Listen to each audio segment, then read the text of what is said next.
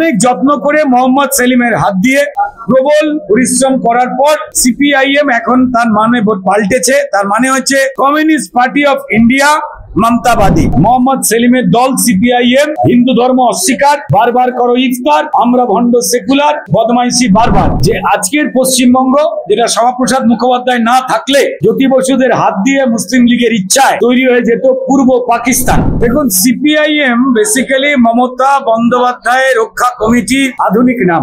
CPIM communist party of India Marxist, এটা আগে ছিল। অনেক যত্ন করে মোহাম্মদ সেলিমের হাত দিয়ে প্রবল পরিশ্রম করার পর সিপিআইএম এখন তার মানে পাল্টেছে। তার মানে হচ্ছে কমিউনিস্ট পার্টি অফ ইন্ডিয়া মমতাবাদী। তো মমতাবাদী communist party of India CPIM এর জ্যান্ত আত্মার উপরে আমাদের শ্রদ্ধা সম্মান রেখেই বলছি, এই মোহাম্মদ সেলিম উগ্র সাম্প্রদায়িক লোক, যিনি শুধু সিপিএম কে ঢোকাচ্ছেন না, তার দলের যোগ্য নেতাদের লবিবাজি করে সরিয়ে রাখছেন না, তিনি সেকুলার শব্দের অন্য মানে লোককে বোঝাবার চেষ্টা করতে গিয়ে ধরা পড়ে গেছে। ওনারা নিজেরা ঘরের মধ্যে বলেন, লোকজনকে বলেন আমরা ঈশ্বরে বিশ্বাস করি না, আর মুসলমানদের কাছে গিয়ে বলেন হিন্দু মুসলিম ভাই ভাই। আমি মুসলমান ভাইদের বলবো যে আপনারা যদি আল্লাহ বিশ্বাস না করেন তো তাহলে সিপিআইএম এর প্রতি যে দু একজন সংখ্যায় তো নেই আপনারা রয়েছেন, সেখান থেকে সরে আসুন। মোহাম্মদ সেলিম রাম মন্দির বাবরি মসজিদ নিয়ে সুপ্রিম কোর্টের রায় যেদিন বেরিয়েছিল, যা সারা ভারতবর্ষের হিন্দু মুসলমানেরা মেনে নিয়েছিল, এই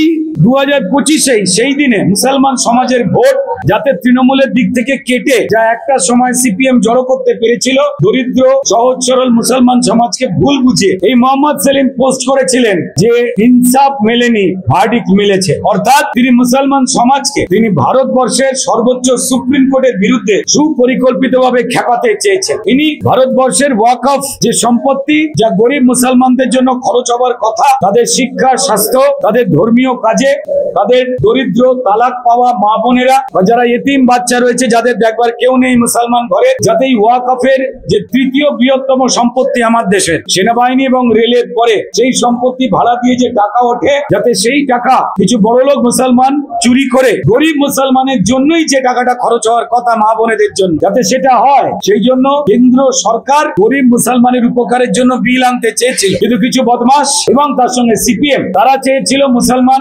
অন্ধকারেই থাকুক, তাহলে ভুল বোঝাতে সুবিধা। তাই এই মোহাম্মদ সেলিম অত্যন্ত মিথ্যাবাদী এবং একটি উগ্র সাম্প্রদায়িক লোক, যিনি ওয়াকফ নিয়ে মুসলমানদের ভুল বোঝাবার মিটিং এ উপস্থিত ছিলেন, মঞ্চ আলো করে বসেছিলেন, তার যে কোনো বদমাইশি সেটা সিপিএম মানতে পারছে না।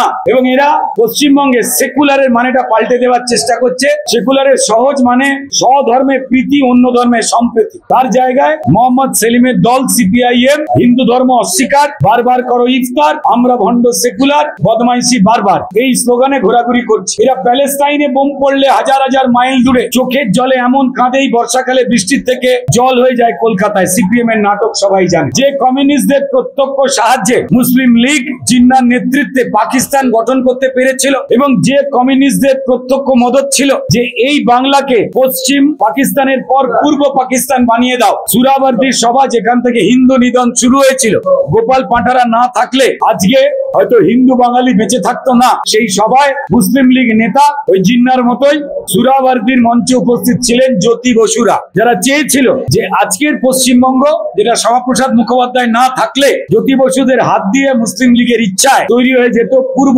পাকিস্তান।